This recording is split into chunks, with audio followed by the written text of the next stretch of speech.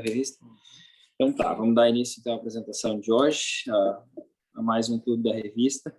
Para os que não me conhecem, eu sou o Davi, sou R3 agora, da cirurgia oncológica, e hoje eu vim falar com vocês sobre esse artigo, que é uma revisão de literatura, que foi publicada em 2014 na revista Gastroenterology, publicada no Elsevier, com o tema ressecção hepática para CHC, para hepatocarcinoma, e seleção de pacientes em cenários controversos. Tá?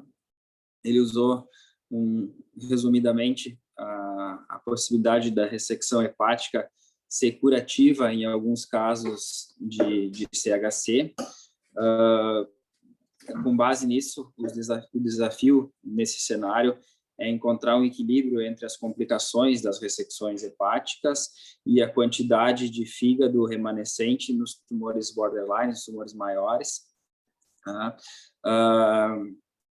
Esta teve um objetivo principal, então, de melhorar a compreensão dos tumores, da fisiologia e da anatomia hepática, levando a melhores resultados nas ressecções e aumento no número de indicações. E, por fim, esse trabalho relatou resultados, então, nesses diferentes cenários, para que, de certa forma, isso possa servir para a construção de diretrizes nesse assunto. Tá?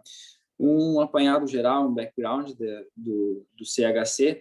Em 2014, ele era a quinta principal causa de morte entre todos os tumores e a principal causa entre os tumores hepáticos. Hoje em dia já está um pouquinho diferente, a mortalidade tem subido com relação ao CHC. Nesse contexto também o CHC acontece principalmente em fígados com cirrose acometidas pelo vírus C e pelo vírus B, já num contexto de inflamação, esteatose, fibrose, mas mais recentemente a síndrome metabólica, os fígados esteatóticos, a esteatohepatite não alcoólica e mesmo a hepatite alcoólica, alguns outros cenários como a hemocromatose podem levar ao surgimento de hepatocarcinoma em fígados sem acometimento por vírus. Tá? Ainda nesse cenário, existem muitas modalidades de tratamento para o CHC, porém, a ressecção é uma das principais modalidades curativas, assim como a quimioembolização, a radiofrequência, também é uma oferta que pode trazer cura, mas principalmente a ressecção é o tratamento mais curativo. E nesse intuito, o artigo tentou fornecer alguns insights sobre a seleção de pacientes em cenários que não são os mais apropriados para esse tipo de ressecção. Tá? A seleção dos pacientes, para ter um paciente que seja submetido a uma ressecção curativa, tu tem que ter um fígado pequeno, né? Uma doença pequena, sem invadir parênquima, e preservar o máximo de parênquima possível para que esse doente não tenha uma insuficiência hepática ou complicações da cirurgia. E esse é o principal desafio. Tá? A avaliação do remanescente hepático, né? Pensando na função e no status do fígado, né? Para avaliar a função hepática, é preciso avaliar, então, a função, a hipertensão portal, e, nesse sentido, a gente pode ser um pouco mais tolerante para as ressecções à esquerda, já não tanto com relação à direita, que é uma ressecção maior, e também tem que se ter em mente a esteatohepatite, a hepatite gordurosa não relacionada a vírus, nesse contexto crescente de síndrome metabólica. Ficou um pouquinho sobreposto aqui a imagem dos slides aqui, porque desconfigurou um pouco no meu computador.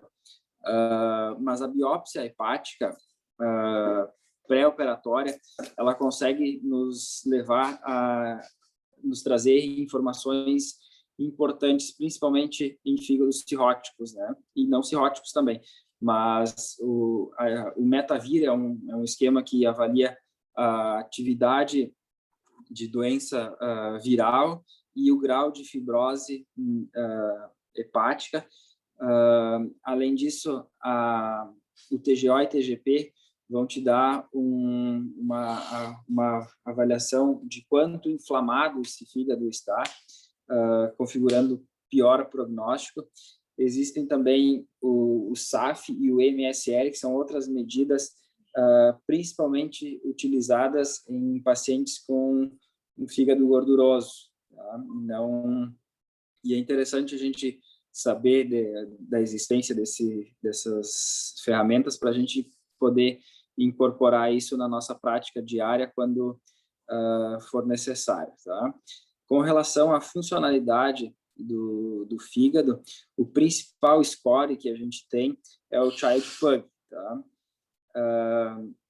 Ele pontua de 1 a 3 os graus de encefalopatia, ascite, o tempo de protrombina, né, pode ser utilizado a atividade, o tempo ou o IMR, a albumina e a bilirrubina. Consegue fazer uma seleção desses pacientes, onde o paciente que está no Child C já é uma contraindicação quase absoluta para todos os tipos de ressecções, principalmente à direita, né?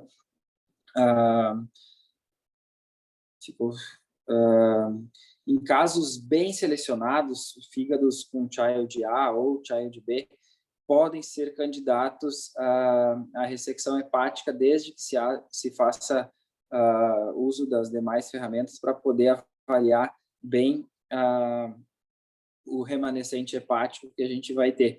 Então, nesse contexto também existe a depuração da indocianina, que é administrada via oral. Ela não sofre, ou pelo menos não sofre muito o mecanismo de primeira passagem, de modo que 90% da indocianina é excretada na via biliar e a dosagem da indocianina na circulação é considerada normal até 10%. Em fígados cada vez mais doentes, ela não vai conseguir ser depurada com tanta eficiência e aí a gente tolera então valores um pouco maiores para ressecções pequenas, né? Até 40% do valor de referência dá para se considerar em pacientes com fígado pequeno. Tá? Além do Child, a gente pode usar o MELD, que é um score para doença terminal, de doença hepática terminal.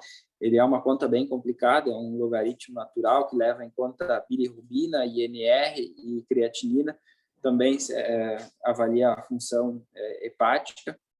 E a plaquetopenia, que é um fator independente de pior prognóstico, está muito associada à pior regeneração hepática pós-ressecção.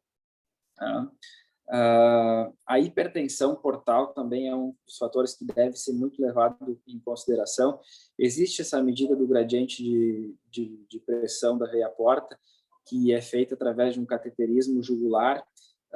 Não é muito empregado na nossa prática diária, por ser um exame invasivo, mas a gente tem que lembrar que também pode ser usado se for necessário. No nosso dia a dia, o que mais a gente avalia são varizes esofágicas, varizes de fundo gástrico, varizes esplênicas, né? E nesse contexto, as varizes esofágicas levam a um aumento de mortalidade muito grande e também, mesmo quando não complicam no pós-operatório, acabam transformando a internação mais prolongada e com mais complicações no pós-operatório. O sangramento é a principal complicação das varizes no pós-operatório, e as varizes esofágicas estão relacionadas a 30% de aumento na mortalidade quando acontecem sangramentos no pós-operatório. Tá? Quanto ao volume hepático no pós-operatório, em fígados normais, se preconiza que o remanescente hepático seja pelo menos 1/3 do volume hepático total. Em pacientes com algum grau de fibrose hepática, se preconiza que seja pelo menos de 40% a 50%. Isso nem sempre é possível com uma ressecção. Primeiro, indicar uma ressecção onde tu pega um fígado sem nenhuma modificação. Para isso, existem técnicas de modulação hepática pré-operatória que podem levar à hipertrofia do futuro remanescente hepático.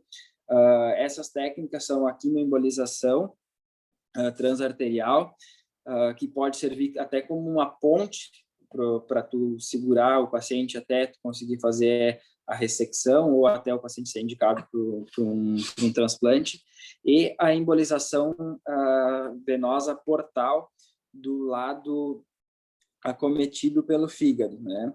E isso vai levar a uma hipertrofia do fígado contralateral que não foi embolizado, tá? Resumidamente e esquematicamente, o artigo traz essa imagem aqui, que são os 4 pilares da compreensão do paciente que vai ser indicado uma ressecção hepática por um hepatocarcinoma. Então, conhecer a doença, né? Conhecer os graus de fibrose, os graus de inflamação, os níveis de esteatohepatite, conhecer a função hepática, né? As avaliações com Child, MELD, as avaliações dinâmicas como o clearance de indocianina, alguns falam em cintilografia hepática, e no contexto de uma embolização venosa portal, o grau de hipertrofia hepática do fígado remanescente também dá representa a função desse fígado, a capacidade dele se regenerar. Isso é importante para o pós-operatório.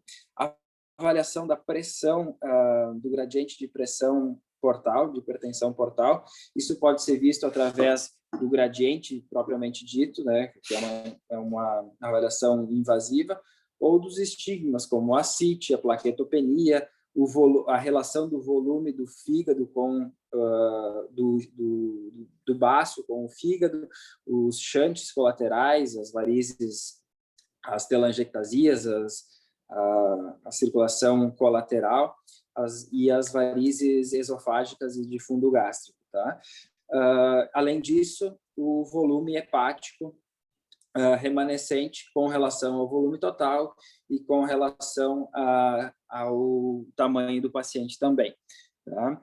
Nesse sentido, o artigo traz uma tabela onde ele mostra o que seriam contraindicações absolutas ou pelo menos relativas para tu indicar uma hepatectomia direita ou esquerda para um paciente com CHC, que seria paciente com mais de 75, 80 anos, que tem um ASA 2 ou 3 para cima, um grau de fibrose hepática F4 pelo score de Metavir, esteatose maior que 30 para o lado direito e maior que 60 para o lado esquerdo, seriam contraindicações. A inflamação, onde tu pode observar níveis de TGO e TGP acima de 2 vezes o valor de referência, já seriam contraindicações relativas. Também com relação à função hepática, Childs B e C já tem uma contraindicação a ser levados à cirurgia. Nesse sentido, a bilirrubina e o TP são os principais valores objetivos que a gente tem em relação a isso.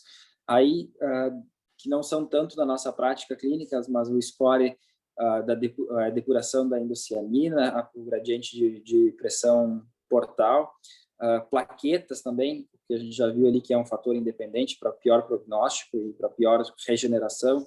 Pacientes com menos de 150 mil contraindicariam uma hepatectomia direita, e já menor de 100 contraindicariam até a esquerda, né?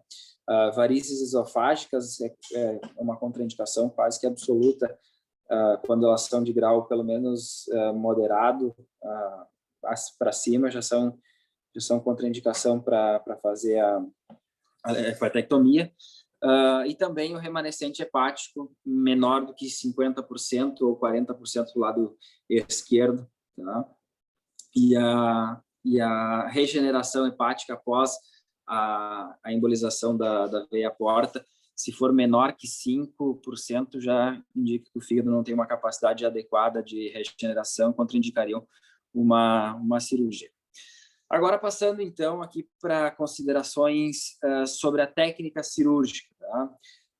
Ressecções anatômicas, existe uma propensão à invasão vascular e nódulos satélites. Nesse sentido, uma ressecção anatômica aumentaria a sobrevida nesse tipo de tumor, quando a gente consegue dar uma margem aliás, para tumores pequenos, né? Aumentaria a sobrevida em tumores pequenos, de 2 a 5 centímetros, e se mostraria igualmente eficaz para a ablação em tumores pequenos, desde que a gente tenha uma margem de pelo menos 2 centímetros, onde isso evitaria a recorrência. Tá? A técnica de abordagem anterior para tumores maiores também está relacionada a menor sangramento e maior sobrevida. O hanging maneuver é quando a gente passa uma fita cardíaca, um cadarço, por trás do fígado, quando a gente rebate todo o fígado e consegue passar um cadarço por trás do fígado, a gente vai abrindo o fígado como se ele fosse um livro, e isso também nos dá bastante segurança e melhora a qualidade da ressecção hepática. Tá? O uso do ultrassom intraoperatório tem se mostrado uma ferramenta extremamente importante para tu conseguir localizar a relação do tumor com os vasos, detectar outros tumores, detectar invasão vascular e trombose tumoral nas veias hepáticas. Então, a gente tem usado com bastante frequência na nossa prática diária o ultrassom, e é, sem dúvida, uma excelente ferramenta. Tá? O clampeamento vascular, a gente costuma fazer Pringle ou M-Pringle nas nossas ressecções. Essa estratégia reduz bastante o sangramento. O tolerado para uma hepatectomia é um sangramento médio de 500 ml, onde se transfunde no máximo, onde se deveria transfundir no máximo 10 a 20% da volemia do paciente, e isso está associado a maior sobrevida e menos complicações no pós-operatório, visto que a gente repõe apenas hemácias, enquanto no sangramento a gente está perdendo fatores de coagulação e albumina, então isso também prejudica a cicatrização e a recuperação no pós-operatório. O tempo de clampeamento que se preconiza que sejam feitos 15 minutos com intervalos de 5. Tá? Esses clampeamentos podem ser feitos até um tempo, teoricamente, um tempo máximo de 90 minutos, sem que haja um prejuízo importante ao fígado remanescente. Claro que todo clampeamento, toda a hipóxia hepática vai levar a algum grau de isquemia e perda de função no pós-operatório, mas até 90 minutos, respeitando esses intervalos, se considera que é aceitável. Tá? As técnicas laparoscópicas são empregadas em torno de 10 a 20% dos casos.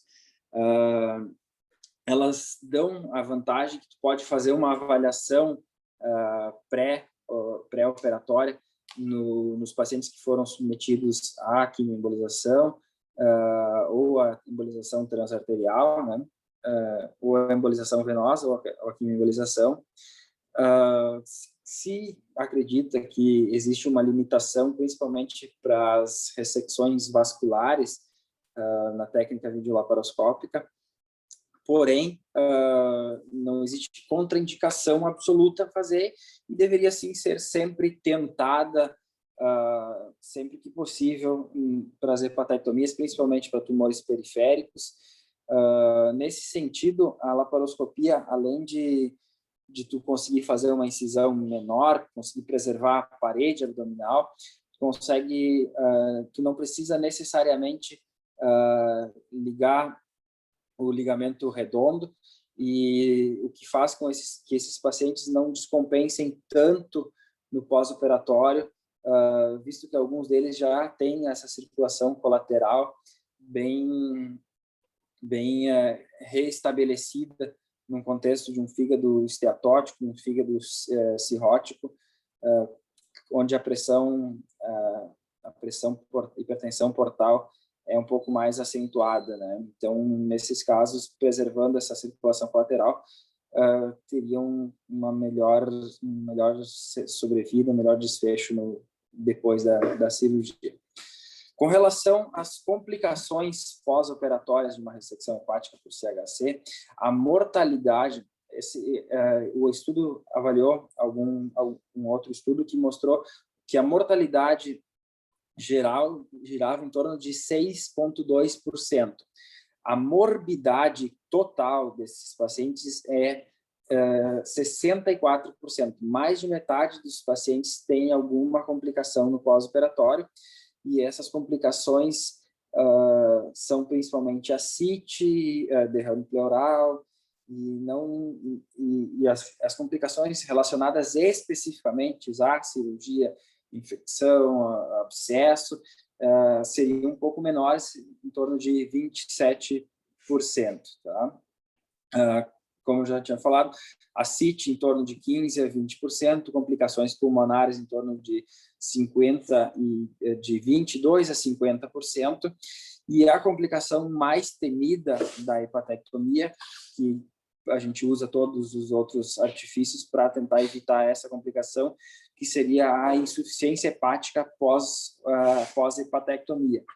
Nesse sentido, existem vários trabalhos falando, mas o conceito mais aceito é o critério 50-50, que avalia principalmente avalia a bilirrubina e o INR no 5º dia de pós-operatório, onde tu tendo um TP, uma atividade de TP menor do que 50%, e o que equivaleria a um INR maior do que 1,7, e também uma bilirrubina maior do que 50 micromol, que na nossa medida que a gente usa mais rotineiramente significa 2,9 miligramas por decilitro.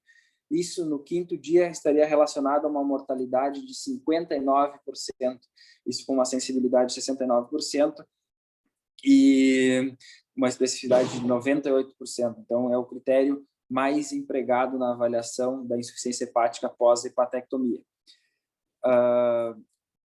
Também complicações frequentes, diríamos assim, relacionadas ao pós-operatório, né? É a hemorragia, que acontece em menos de 1%, em torno de 1%, e a trombose venosa portal, que nesse contexto onde há bastante lesão endotelial pela ressecção hepática, um paciente que fica mais restrito ao leito, e com fatores de risco importantes para a trombose. Esse evento gira em torno de 9%, e é uma coisa que a gente tem que prestar bastante atenção e discutir bastante com os intensivistas para ver o melhor ponto de começar a anticoagulação e evitar esse tipo de complicação nos nossos pacientes. A longo prazo, a sobrevida global após a ressecção, sobrevida global e taxa de sobrevida livre de doença. Em um ano, 90% dos pacientes estarão vivos e 67% estarão sem doença. Em 3 anos, 72% dos pacientes estarão vivos e 38% estarão sem doença. Em 5 anos, 56% dos pacientes estarão vivos e 23% estarão sem doenças. Dessa forma, a gente acaba se deparando com uma recidiva nesses pacientes, mas muitas vezes essa recidiva ela é possível de um novo tratamento cirúrgico ou de um transplante hepático. Então, não significa que o paciente recidivando a doença hepática ele seja considerado um paciente sem possibilidade de tratamento curativo. Tá?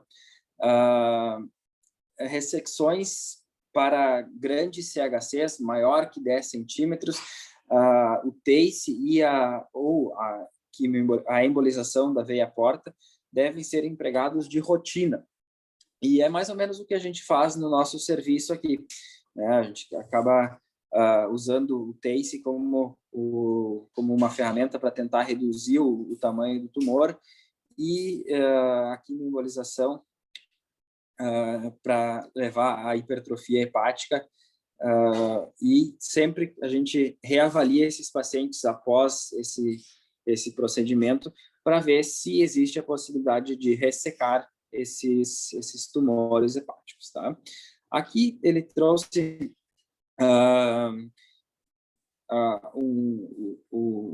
os artigos onde foram realizados hepatectomias em mais de 50%,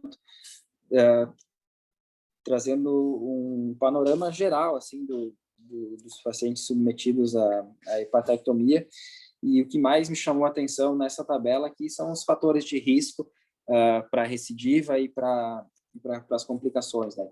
Aqui ele elenca aqui em cada artigo o que foi achado, e aí ele fala então que a cirrose, a ressecção com margem R2, a diferenciação mais pobre do tumor e a invasão microvascular foram critérios de pior prognóstico. A alfa-fetoproteína acima de 1000, também já tem vários artigos falando que tem um pior prognóstico, apesar de não ser uma contraindicação ainda a ressecção hepática, os níveis de alfa-fetoproteína. Algumas instituições até utilizam esse valor como uma triagem para transplante hepático, mas não é o caso da gente aqui. Tá? O estágio do tumor, o child, a invasão vascular, a infecção ativa pelo vírus, né? A quantidade de transfusões, a inflamação hepática medida pelo TGO e TGP são esses fatores de riscos que impactaram na sobrevida global nesses artigos, cada um relacionado a um deles. Tá? Ressecção para múltiplos tumores está, sim, indicado quando possível de preservar um remanescente hepático adequado. Nesses casos, a cirurgia tem um benefício bem maior do que o TACE ou do que a radiofrequência. E, mais uma vez, o eco transoperatório consegue nos identificar onde estão essas lesões e se possíveis de ressecção, elas não contraindicam que tu resseque e deixe com margem R0 esses pacientes. Aqui é mais ou menos uma tabela parecida com a de cima, só que nesse caso ele avaliou as ressecções de múltiplas lesões e também colocou aqui como fatores de pior prognóstico para tempo livre de doença, como o child, a infecção por HCV, e principalmente a existência de doenças nos 2 lobos hepáticos. Tá? Outros cenários também mais adversos seriam o caso de uma ruptura do CHC.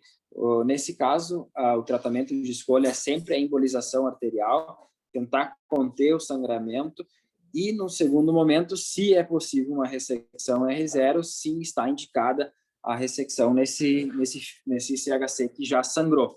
Tá?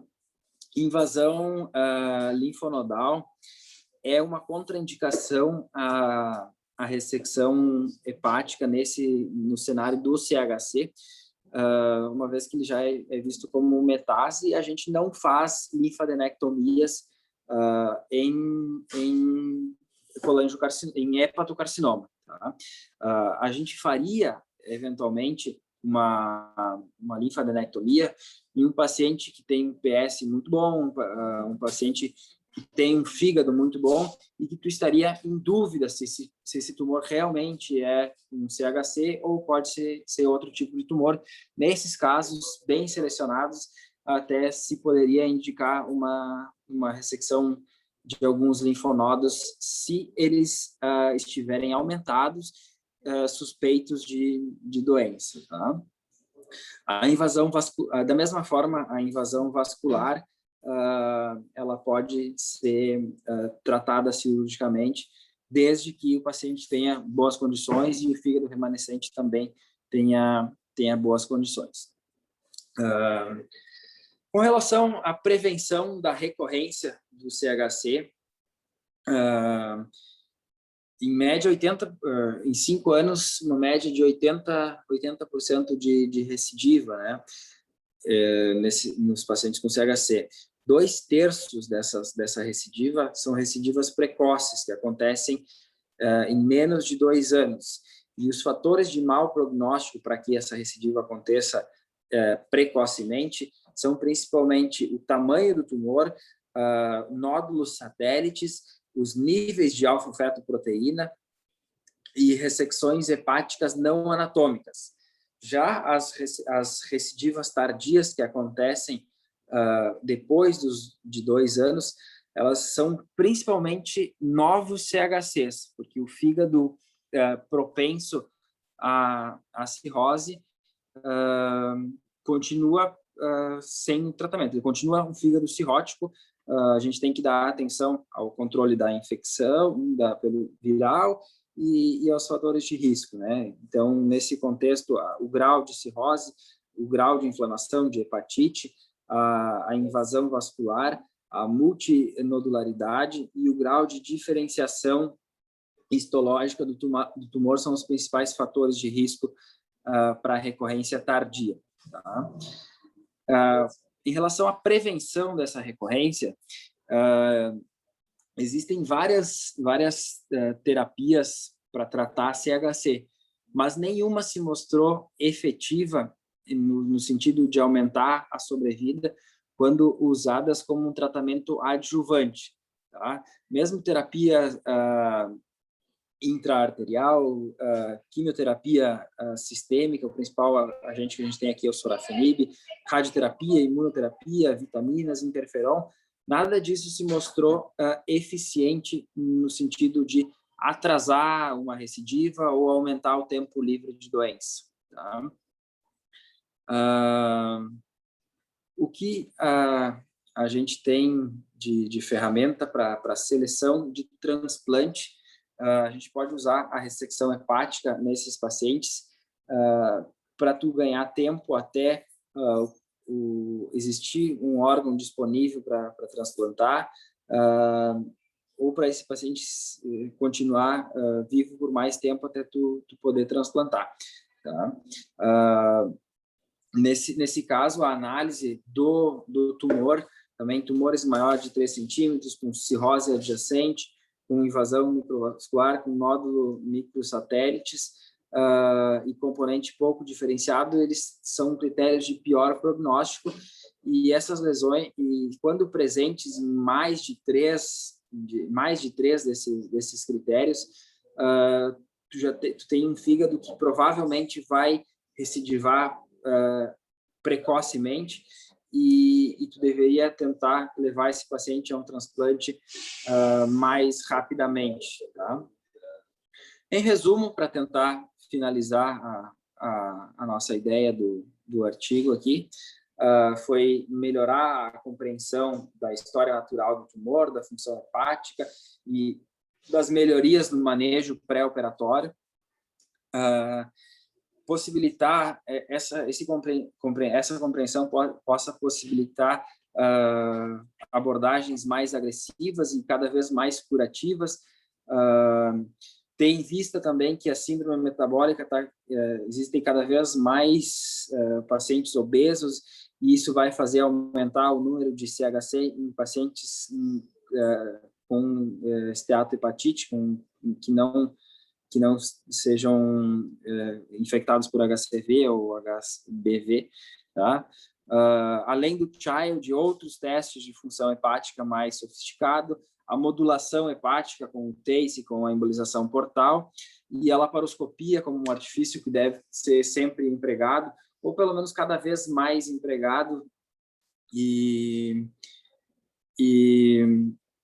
disponível também no nosso meio. Daqui a pouco a robótica vai estar cada vez mais presente, a gente pode lançar mão disso sempre que julgar necessário, mas também não é nenhuma vergonha fazer hepatectomias abertas, né? Se tu está num cenário onde tu não tem a disponibilidade ou tu não está seguro para fazer uma hepatectomia videolaparoscópica, o importante é tu oferecer um tratamento eficaz para o teu paciente, tá?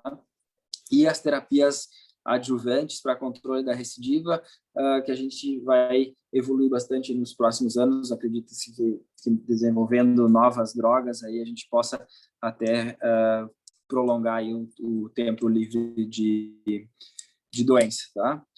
Então, queria agradecer aí a esse time, aí botar uma foto do nosso mês passado, onde a gente operou bons casos, tivemos um mês bem produtivo aí, e agora a gente está meio parado por causa da pandemia, mas espero que em breve a gente possa estar retomando aí e voltar a fazer o que a gente gosta e poder tratar nossos pacientes, certo? Muito obrigado. Excelente, Davi.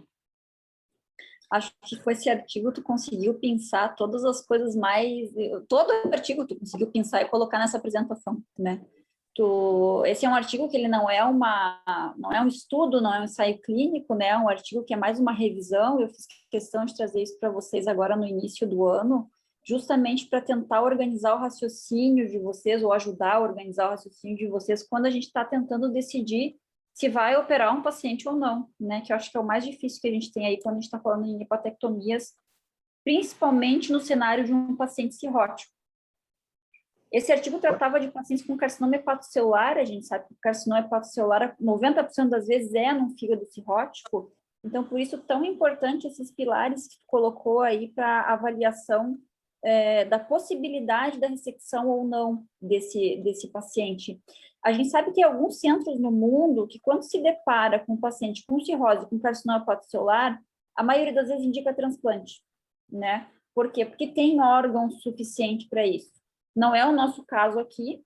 Por que transplante? Porque se a gente for comparar ressecção versus transplante nos casos que estão dentro do critério de Milão, a recidiva é diferente. A sobrevida é igual, tá? Eu ressecar ou eu transplantar o paciente em 5 ou em 10 anos, a sobrevida dos dois grupos é semelhante. Mas a recidiva, a doença volta muito mais frequentemente nos pacientes que foram ressecados. Por que isso? Primeiro, porque às vezes tu pode não ter dado uma margem suficiente, e também porque o fígado, que é o fígado doente que causou o problema, ele está ali ainda, né? Então, é por isso que tem mais recidiva quando você não transplanta. Mas então, como é que faz para decidir, né, se dá para operar ou se não dá para operar esse paciente? É quase que um cenário contraditório, porque ao mesmo tempo que tu quer ressecar o máximo de fígado suficiente, tu quer que fique o máximo de fígado suficiente para esse paciente.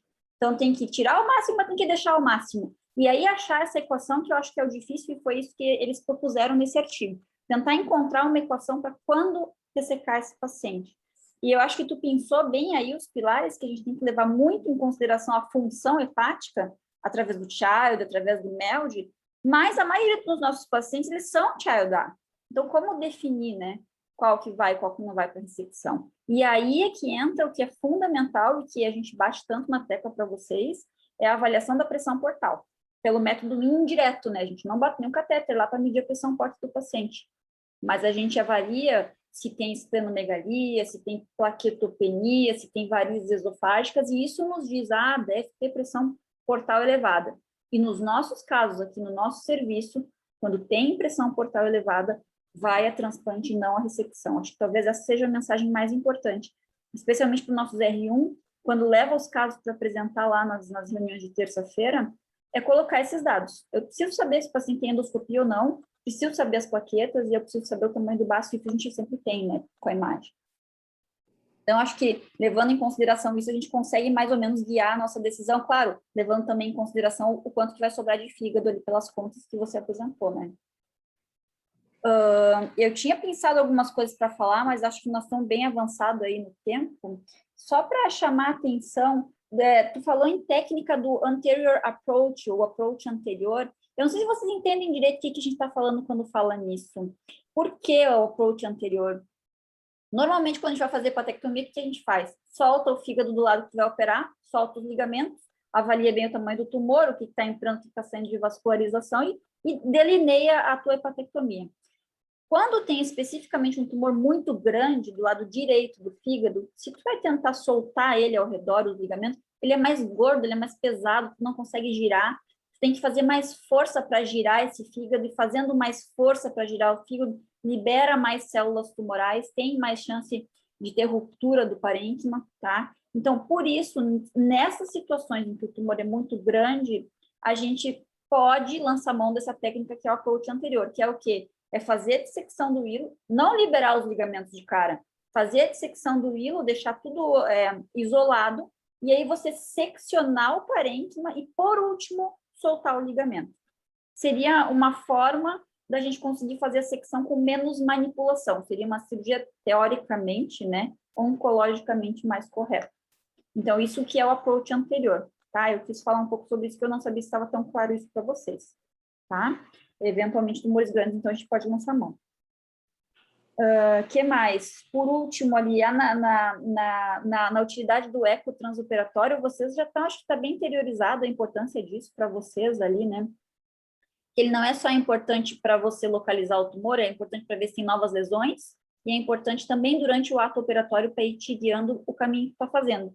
A gente teve a oportunidade de fazer um trabalho sobre isso, foi até o motivo do meu mestrado. A gente avaliou os pacientes submetidos à hepatectomia por metástases, daí não foi carcinoma hepatocelular, e qual era a utilidade da ultrassom transoperatória. E a gente não encontrou que a utilidade maior era encontrar novos nódulos. Para isso ela não foi tão útil encontrar novos, porque com a palpação a gente conseguia encontrar os novos que tinham no transoperatório, tanto na palpação quanto na ultrassom a gente conseguia identificar. Mas ela foi fundamental, e aí sim fez a diferença, na avaliação anatômica. É isso que a gente insiste tanto. Então, vocês pegam o ultrassom, botam no fígado e fica estudando anatomia quando está parado, sem fazer nada. Porque tu precisa entender bem a anatomia para poder decidir a área de dissecção. Então, essa mensagem eu acho que seria mais para estimular vocês a brincarem com o ultrassom. Tá? Acho que é isso. É um assunto muito vasto, né? Tem coisa para falar aí uma tarde inteira, mas acho que foi bem selecionado, bem pensado aí o que tu nos abordou, Davi. E aí eu não sei se tem mais alguém aí que gostaria de fazer algum comentário.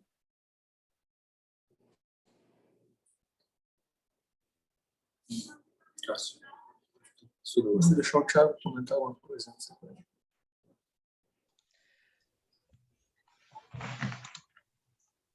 Já que fui chamado. Tudo bom, pessoal? Não, achei o artigo muito bom mesmo, já ele é bem selecionado e ele faz um apanhado, né, para o pessoal começar a se orientar e a decidir, a entender que a gente discute tanto, que a gente fala tanto. Não vou apontar nada especial, só cuidar que a gente emboliza é porta, né? Segunda vez em 6 horas que a gente está embolizando a artéria, mas foi um lápis, eu tenho certeza. Mas é só para a gente manter isso bem firme, né, no pensamento. Mas foi muito bem.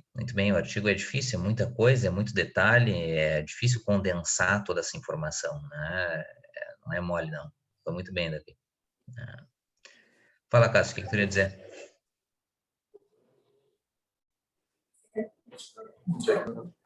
Não, acho que esse mês a gente teve uma... Deixa eu desligar aqui, talvez para cima.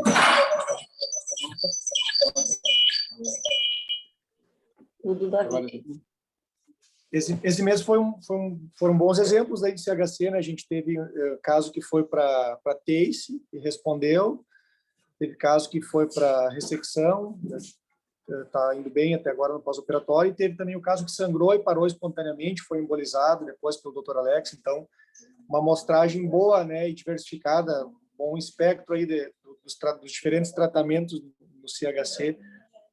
Deu para ver como o nosso serviço tem um volume bom disso, né, porque é uma doença não tão frequente assim, né, e como a gente tem opções de tratamento, acho que deu para ver na prática um pouco do que o Davi mostrou hoje no artigo aí, as diferentes formas de tratamento e como a doença também se apresenta de diversas maneiras. Só isso que eu queria falar. Foi mesmo bem produtivo para CHC. Assim, né?